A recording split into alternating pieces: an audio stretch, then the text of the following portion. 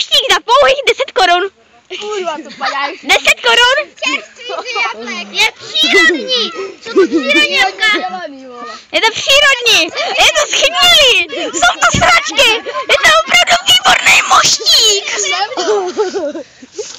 Jo! Další. Dejte to na fest. Dejte to na YouTube, jak se dělají to jablek.